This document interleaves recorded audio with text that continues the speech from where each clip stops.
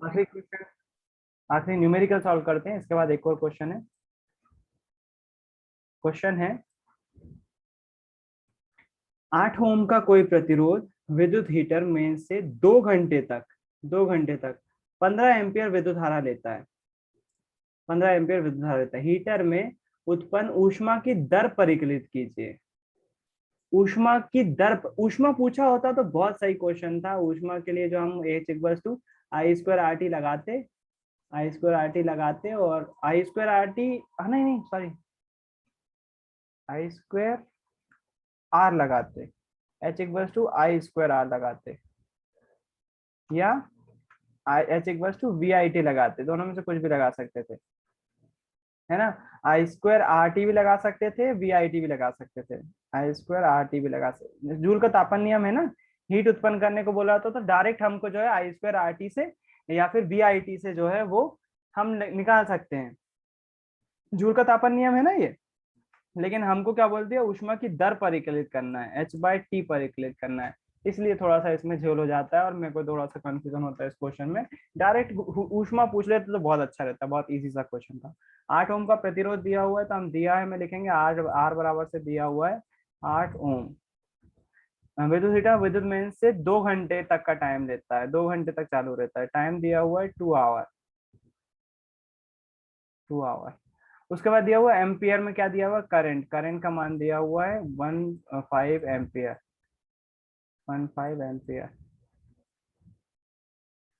Heater में ऊष्मा उत्पन्न ऊष्मा की दर परिकलित कीजिए। ऊष्मा की दर परिकलित करना है मतलब एच बाई टी फाइंड करना है, एच बाई टी फाइंड करना है, ऊष्मा की दर परिकलित करना है।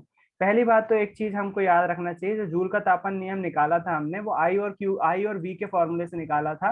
मतलब आई का पहले फॉर्मूला रखा था, फिर वी का रखा था, वी के फॉर्म को आई के फॉर्म में रख दिया था। तो वहां पर एक चीज आपको याद रखना है, जब भी टाइम लिया जाता है I equal to Q upon T वाले फॉर्मूले में, सबसे पहला फॉर्मूले पे पहुंच जाओ। सबसे पहला फॉर्मूला पे, बुक में जब अपन पढ़ना स्टार्ट किया था तो सबसे पहला फॉर्मूला जो देखा था ना आई का, I equal to Q upon T, उस फॉर्मूले पे पहुंचने की बात कर रहा हूँ मैं, I equal to Q upon T. इसमें जो टी लिया जाता है ना हमेशा, टी जो है वो सेकंड में लिया जाता है। टी काय में लिया जाता है, सेकंड में। यहाँ देखो 10 मिनट को काय में कन्वर्ट किया क्वेश्चन में, 600 सेकंड में। तो टी हमेशा काय के लिए काय में लिया जाता है, सेकंड में। तो हमको इस न्यूमेरिकल में भी, जो हमारा ये वाला न्यूमेरिकल है, इसमें टी को कन्वर्ट करना पड़ेगा सेकंड में।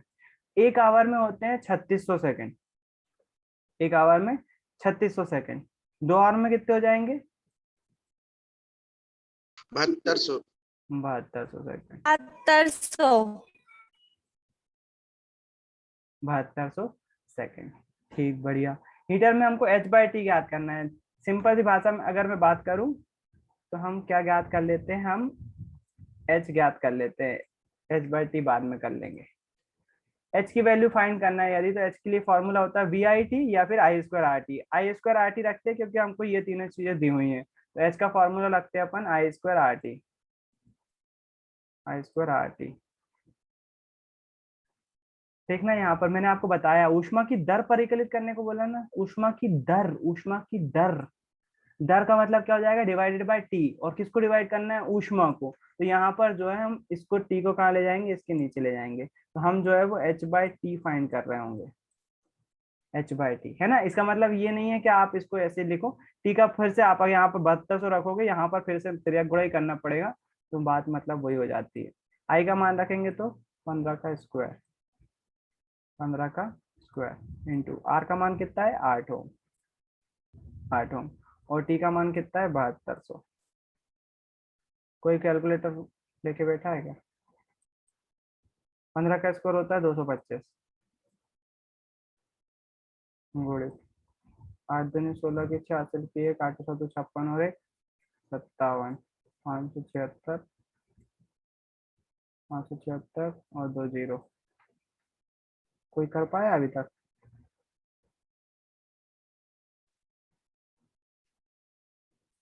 12 करोड़ ओ भाई इतना ज्यादा, 96। इतना ज्यादा, रुक जाओ रुक जाओ रुक जाओ।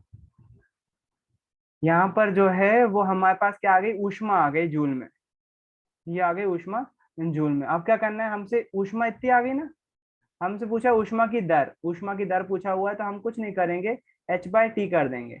h/t करेंगे तो जितना लिखा हुआ है 225 गुणित 8 गुणित 7200। आप बोलोगे आपने ऊपर वाला लिख दिया, हाँ तो ऊपर वाला लिखने में आसानी रहेगी ना, डिवाइड कर देंगे टी से। टी कितना है हमारे पास 7200, 7200 से 7200 कैंसिल हो जाएगा, h/t निकल कर आएगा आपके पास 225 गुणित 8 करो,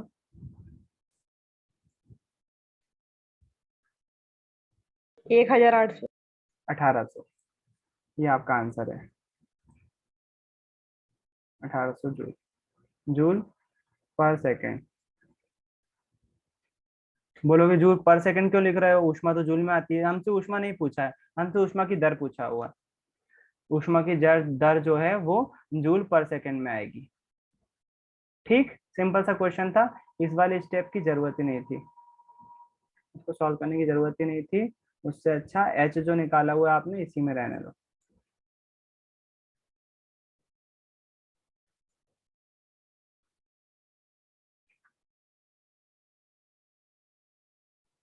क्या किया एक बार फिर से देख लो। हमको दिया हुआ था रेजिस्टेंस, दिया हुआ था रेजिस्टेंस, दिया हुआ था टाइम, दिया हुआ था 2 आवर। अपन ने पहली परिभाषा में देखा था, तो टाइम लिया जो जाता है कूलम पर सेकंड के लिए, वो कूलम पर सेकंड लिया जाता है।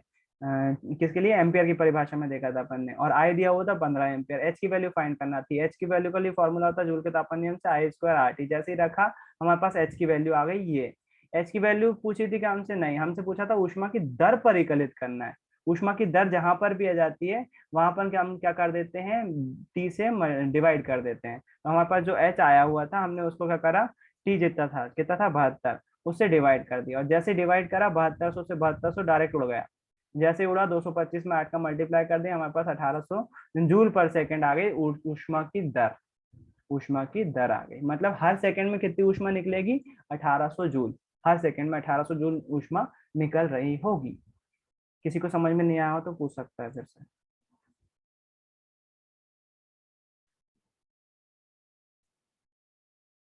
आखिरी क्वेश्चन की तरफ बढ़ रहे हैं। मुझे मालूम है अभी बीच में एक क्वेश्चन और बचा हुआ है, जो ग्राफ वाला है उसको भी करवाऊंगा मैं, क्योंकि स्लोप निकालना आना चाहिए, उसके लिए करवा रहा हूँ। निम्नलिखित को स्पष्ट कीजिए।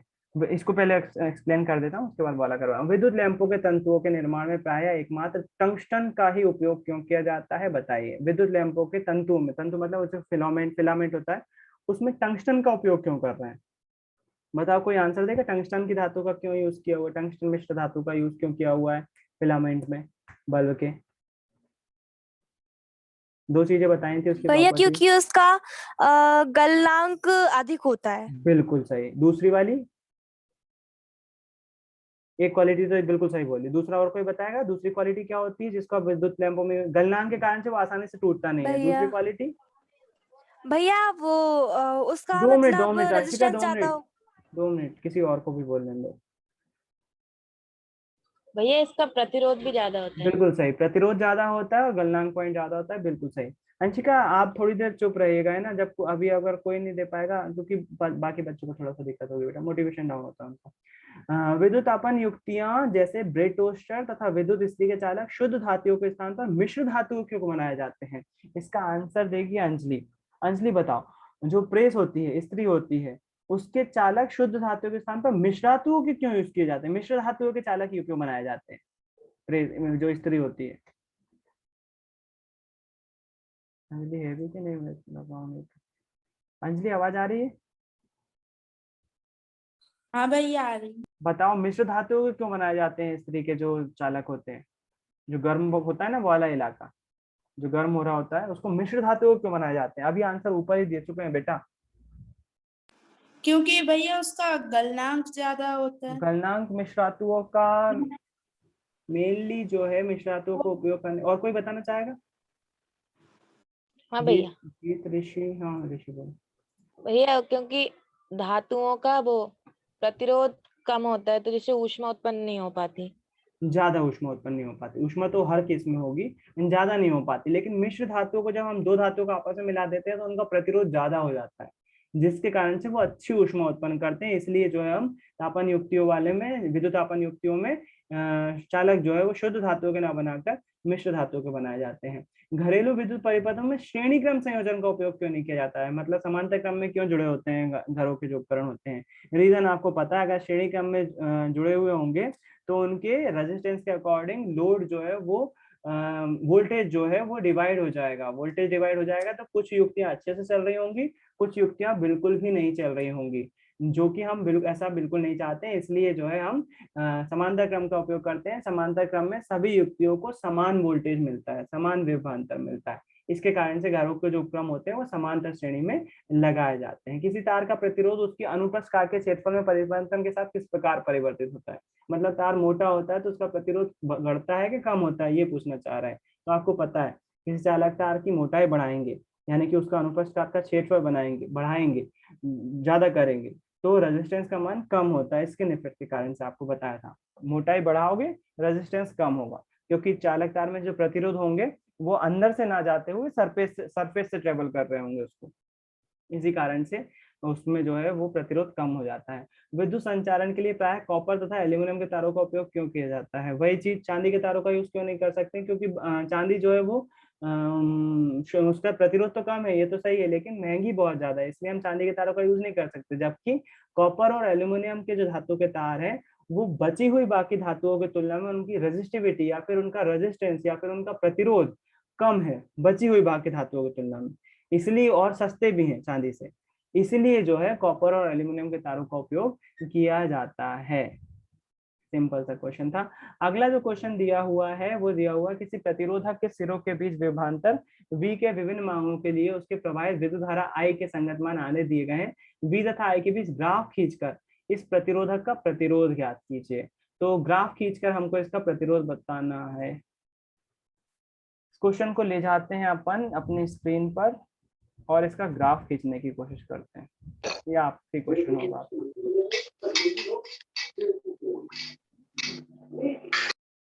खाना खा रहा है क्या जय?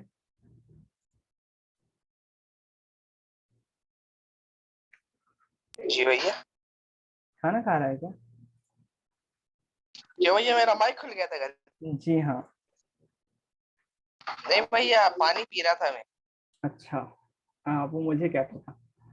खा भी रहा हो तो ठीक है, करो एंजॉय, बहुत बढ़िया। खाना खाते खाते पढ़ाई कर रहे हो, इससे अच्छा और क्या हो सकता है।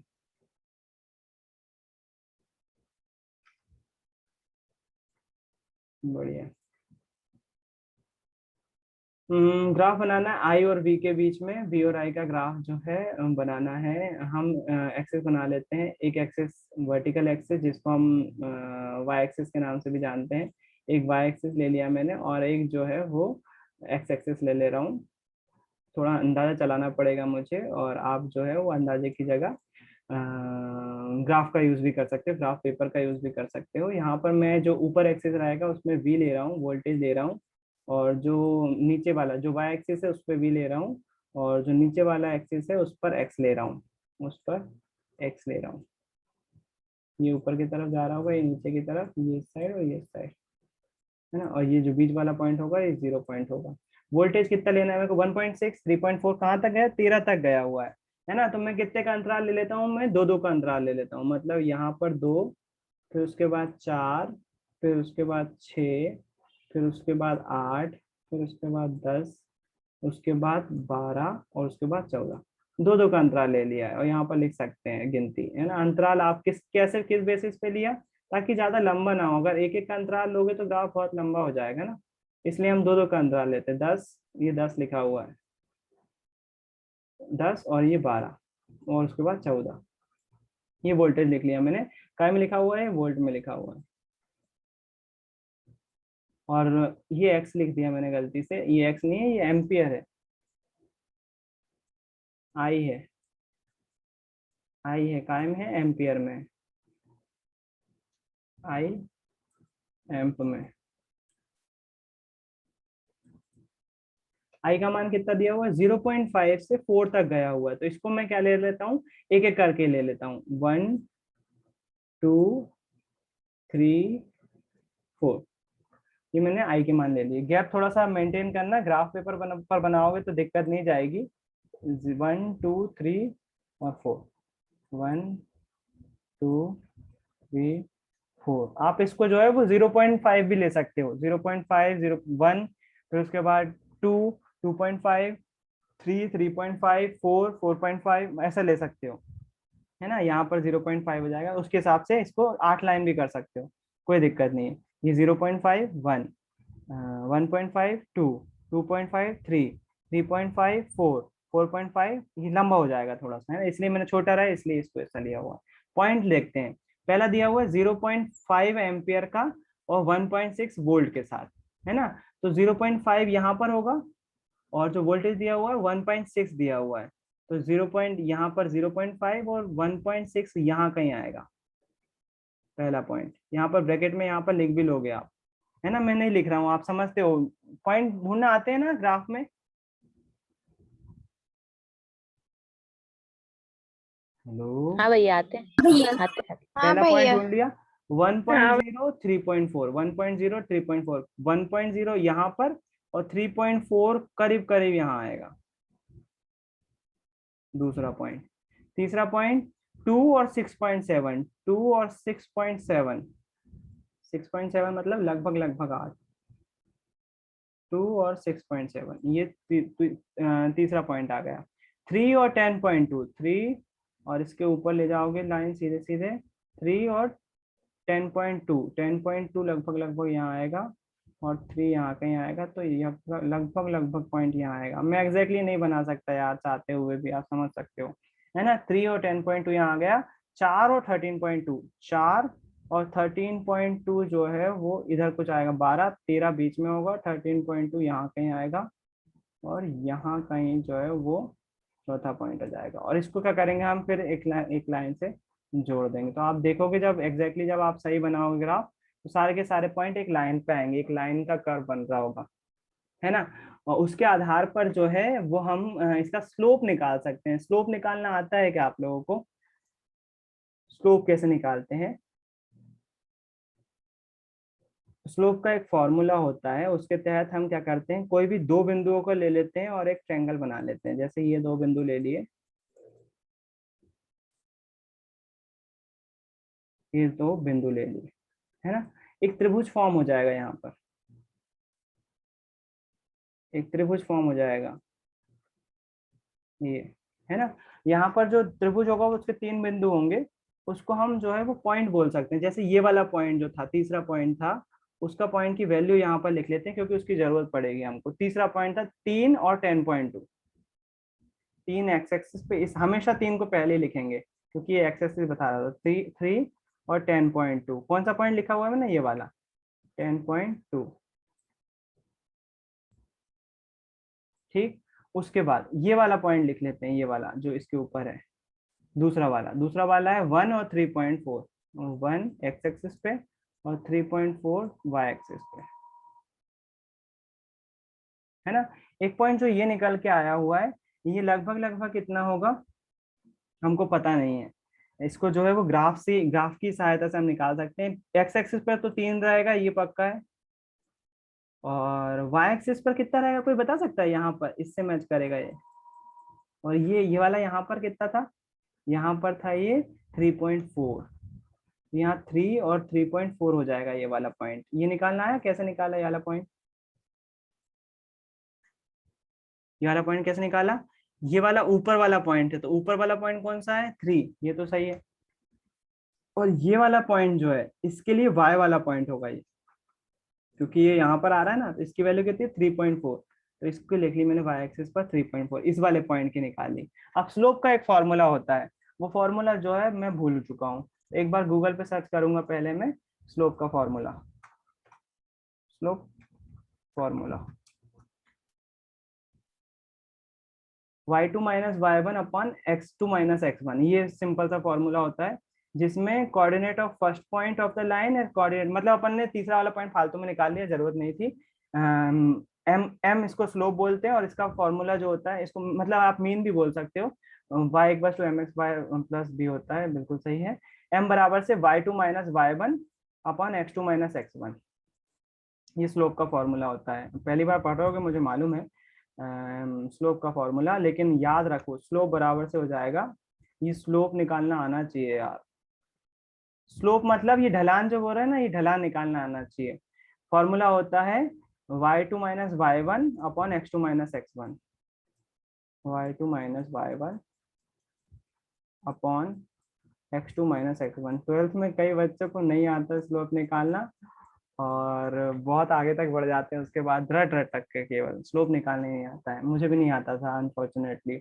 y2 minus y1 upon x2 minus x1। अब ये y2 और y1 क्या होंगे और x2 और x1 क्या होंगे? ये जो 2 पॉइंट है ना, कौन कौन से 2 पॉइंट, ये वाला पॉइंट पे ध्यान मत देना, जब में निकाल लिया अपने। लाइन पर 2 पॉइंट, ये वाला और ये वाला, ये होगा x1 y1, ये होगा x2 y2,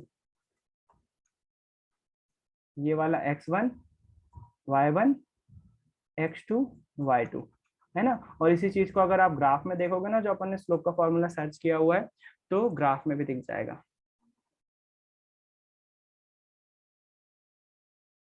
ये देखो, ये जो लाइन दिया हुआ है, नीचे वाला पॉइंट x1 y1, ऊपर वाला पॉइंट x2 y2 है ना, x2 y2, नीचे वाला x1 y1, ऊपर वाला x2 y2। तो मान रखते हैं अपन, स्लोप का मान निकालते हैं, क्या निकल के आता है। y2 कौन सा होगा? x1 y1 x2 y2, y2 कितना है? 10.2, y2 का मान रखा 10.2, y1 का मान कितना है? y1 ये वाला 3.4 divided by x2 minus x1, x2 कितना दिया हुआ है हमको? 3 माइनस 1, 3 माइनस 1, 3 माइनस 1। जब हम 10.2 में से 3.4 घटाएंगे, मैं कैलसी का यूज कर रहा हूँ, 10.2 माइनस 3.4, तो जो आंसर आएगा वो आएगा 6.8 डिवाइडेड बाय 3 में से 1 गया 2, 6.8 को डिवाइड करोगे 2 से तो वो आएगा 3.4। ये जो स्लोप आया ना हमारे पास, यही इस पूरे जो न्यूमेरिकल होगा ना, इसका प्रतिरोध होगा। आर की वैल्यू यही होगी, वो कितनी होगी? 3.4। इसको और कैसे निकाल सकते हैं? इस सबको भूल जाओ, इसको सबको भूल जाओ, क्या आपने कुछ इसको सॉल्व किया हुआ है? इसको भूल जाओ।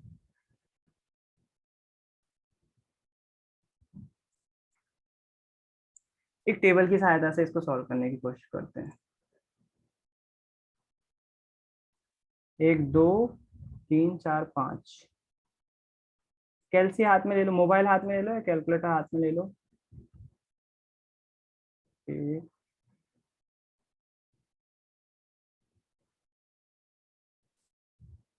2 3, दूसरी तरह से समझा रहा हूँ आपको, 4, तो 1 2 3 4 5। यहाँ पर हमने ले लिया आई, हमने ले लिया वी, तो बड़ा बड़ा कर देता हूँ, आई वी। तिरछा क्यों खींच रहा है भाई? थोड़ा तो सीधा हो जाओ, एग्जैक्टली सीधा ना हो तो ठीक नहीं हो, लेकिन थोड़ा सा तो सीधा हो जा। ठीक, अब हम क्या करेंगे, यहाँ पर लिखेंगे आई, यहाँ पर लिखेंगे वी, और यहाँ पर निकालेंगे आर। आर का फॉर्मूला होता है वी अपन आई, है ना। तो थोड़ा सा इधर सुधार कर लेते हैं, पहले वी लिख लेते हैं इधर, फिर आई लिखेंगे ताकि सारे डिवाइड कर सकें। यहाँ पर वी, फिर उसके बाद आई। पहला वाला केस देखो, वी कितना दिया? 1.6 वी 1.6 के लिए आई कितना दिया हुआ है? 0.5 है ना। थोड़ा सा टाइम ज्यादा हो जाएगा बेटा, लेकिन एक इंपॉर्टेंट चीज सीख रहे हो आप, स्लोप निकालना, और चैप्टर भी खत्म हो रहा है, बिल्कुल बेफिक्र रहो। इसके लिए आर की वैल्यू निकालो कैलकुलेटर से, V upon I 1.6 divided by 0.5 करना है। आर की वैल्यू कैलकुलेटर से निकालो 3.2। वाह यार, बढ़िया हो आप लोग। दूसरा वाला केस लेते हैं, दूसरा अभी खत्म नहीं हुआ है। 3.4 वोल्टेज है और आई का मान 1 है, तो इसका तो मान डायरेक्ट 3.4 आ जाएगा।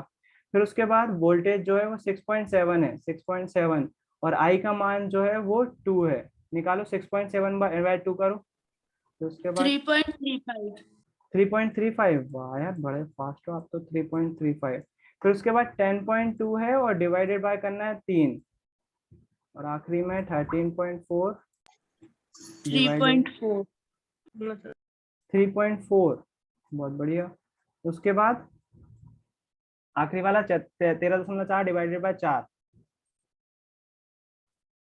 3.35। 3.35। अब देखना, आपको हर एक कंडीशन के लिए आपने क्या निकाल लिया, आर निकाल लिया। अब इसमें से सही आर कौन सा होगा? सही आर निकालने के लिए हम क्या करेंगे, इन सब का एवरेज ले लेंगे। एवरेज निकालना आता है आपको? औसत, औसत ले लेंगे। औसत कैसे निकालते हैं? औसत का फॉर्मूला याद है? भैया सभी इन आप सबको, हाँ इन सबको जोड़ के सबको जोड़ उन्हीं देंगे जितनी और किससे संख्या है, डिवाइड करेंगे? जितनी संख्या है, उनकी संख्या से। कितनी संख्या है यहाँ पर? 5। 5। 5। जोड़ दो जरा, सबको डिवाइड कर दो 5 से। कितना आ रहा है आंसर? मैं वेट कर रहा हूँ, औसत कितना आ रहा है?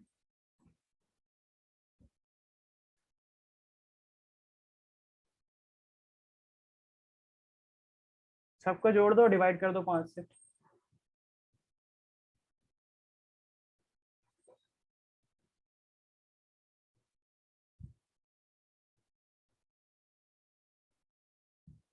Three point three four.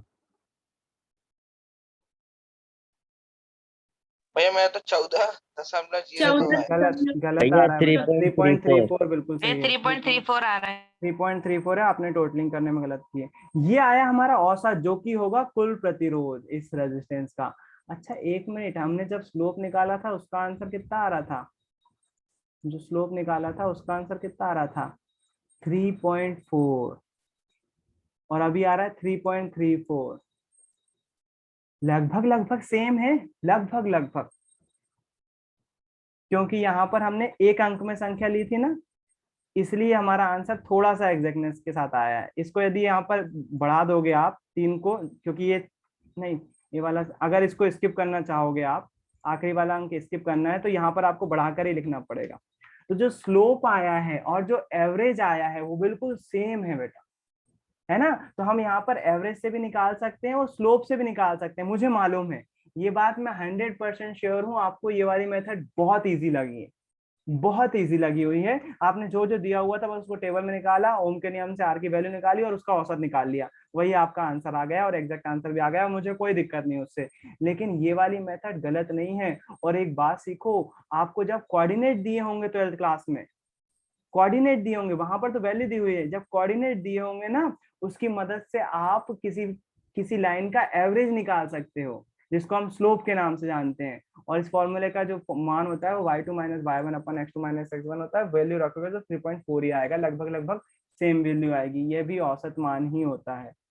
कई न्यूमेरिकल ऐसे होते हैं कि हम ये वाली चीज यूज नहीं कर पाते हैं, औसत नहीं निकाल पाते हैं, हमको स्लोप ही निकालना पड़ता है। और लाइन के केस में बता रहा हूँ, 12th क्लास में बहुत बार निकालोगे y2 minus y1 divided by x2 minus x1, है ना? इसलिए आपको स्लोप निकालना आना ही चाहिए, ठीक है? तो इसी के साथ जो है आपका चैप्टर खत्म होता है। इस चैप्टर में हमने करंट सीखा, वोल्टेज सीखा, उन दोनों में संबंध के तुल्य आया रेजिस्टेंस, जिसको ओम नामक वैज्ञानिक ने अपने नियम से प्रतिपादित किया था। उसके बाद पढ़े हमने ओम के नियम को प्रभावित, मतलब किसी चालक तार के प्रतिरोध को प्रभावित करने वाले कारक। फिर उसके बाद हमने पढ़ा श्रेणी क्रम और समांतर क्रम क्या होते हैं, संयोजन, उसके बारे में पढ़ा। उसके बाद हमने आखिरी में देखा कि विद्युत धारा द्वारा ऊष्मीय प्रभाव क्या होता है। विद्युत धारा का ऊष्मीय प्रभाव क्या आता है, जिसमें आया जूल का तापन नियम, और जूल के तापन के नियम के बाद छोटा सा टॉपिक आया विद्युत शक्ति का, और विद्युत शक्ति के बाद जो है हमने खत्म कर दिया। और प्रैक्टिकल नॉलेज क्या क्या देखा हमने, यूनिट कैलकुलेट करना सीखा, कौन सी चीज कितने यूनिट जो है वो खर्च करेगी यदि हम इतने इतने टाइम के लिए चलाते हैं, तो वो यूनिट कैलकुलेट करना सीखा। उसके साथ साथ जो हमने श्रेणी क्रम और समांतर क्रम में प्रतिरोध, कुल प्रतिरोध निकालना सीखा। प्रैक्टिकली हम अगर करते हैं तो उसमें करंट कितना जा रहा होगा, करंट के न्यूमेरिकल बहुत सारे सॉल्व करे, बहुत सारी प्रैक्टिकल बातें भी सीखने को मिली हमको। इसी के साथ आपका चैप्टर आज ही खत्म होता है। कल से हम जो है वो कोशिश करेंगे नया चैप्टर स्टार्ट करने की। आज के लिए इतना ही रखते हैं। आई होप आप लोगों ने चैप्टर में बहुत कुछ सीखा होगा, साथ साथ आज भी कुछ नया सीखा होगा। कल फिर मिलेंगे इसी जगह इसी वक्त। बाय, गुड नाइट, जय गुरुदेव सभी को। जय गुरुदेव भैया। जय भैया।